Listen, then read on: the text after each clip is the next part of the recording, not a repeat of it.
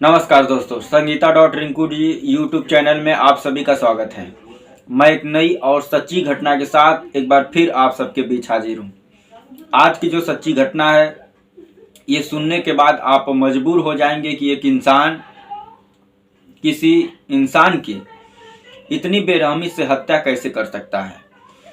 पिछले कई सालों में आप लोगों ने सुना होगा कि लिव इन रिलेशन में जो लड़के लड़कियां रहते हैं, उसमें तमाम ऐसी घटनाएं घटित हुई हैं हमारे देश में कि जो प्रेमी होता है वो प्रेमिका की हत्या कर देता है और उसकी लाश को कई टुकड़ों में काट करके कहीं फेंक देता है या कहीं फ्रिज में रख देता है, कहीं दफना देता है।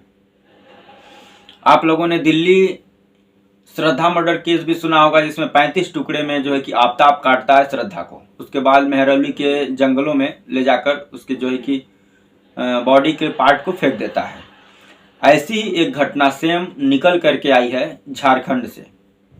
झारखंड में एक जिला है खूंटी जिला। उसी खूंटी जिला में एक थाना क्षेत्र लगता है जरियागढ़, और उसी जरियागढ़ थाना क्षेत्र के अंतर्गत एक गांव है जोरडांग करके। उसी जोरडांग गांव के जंगल में कुछ लोग लकड़ी चुनने के लिए गए थे।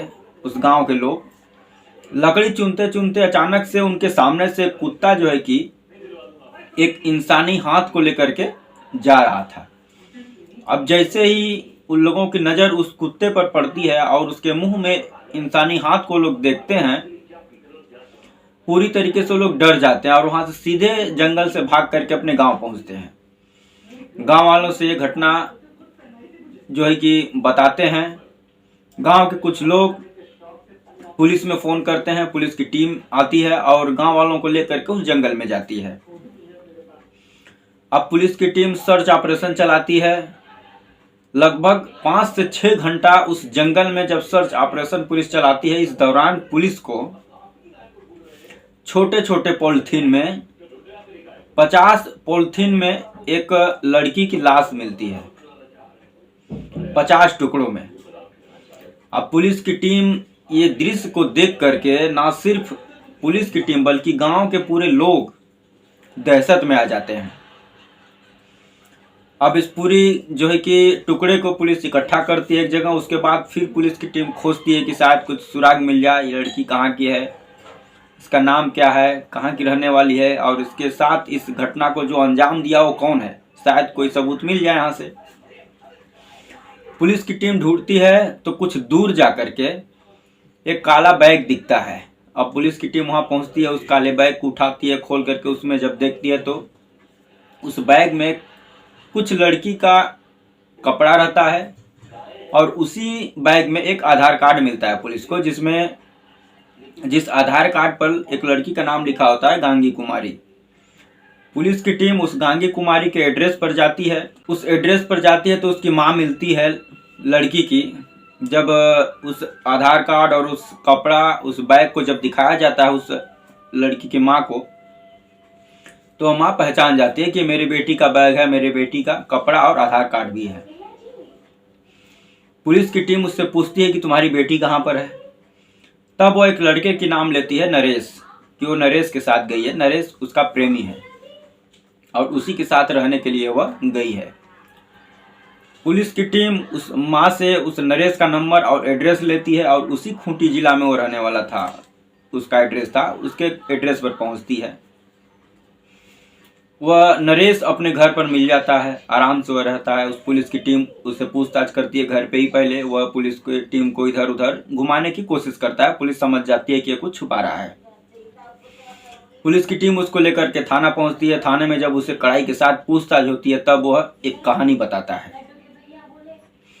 कहानी ये बताता है कि पिछले साल यानी 2023 में गांगी कुमारी से इसकी मुलाकात एक मटन काटने वाली दुकान पर होती है।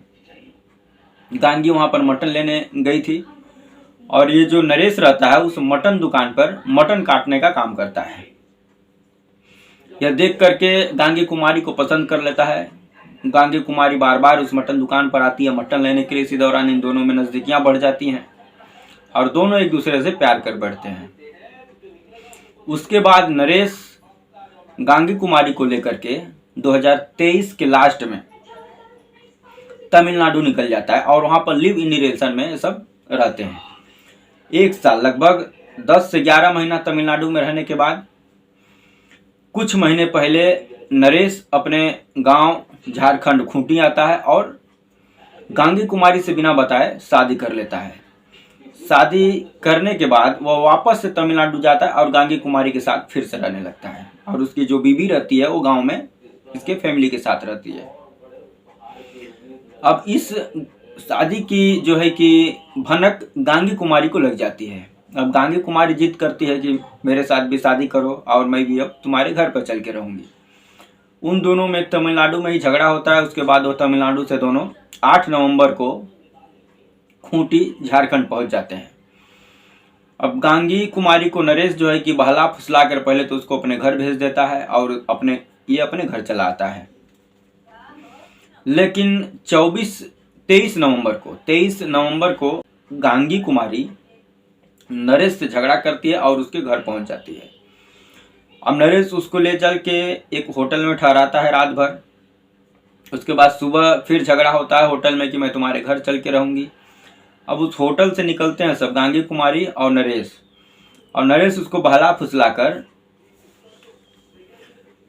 जोरडांग गांव के जंगल में लेकर जाता है और पहले से प्लान करके वो बैग में धारदार हथियार और एक रस्सी लेकर के बैग में जाता है। गांगी कुमारी को भी लेकर जाता है घुमाने टहलाने के जो है कि चक्कर में। वहाँ पर जा कर के पहले वह उसके साथ जो है कि बलात्कार करता है। उसके बाद रस्सी से गला घोंटकर उसकी हत्या कर देता है।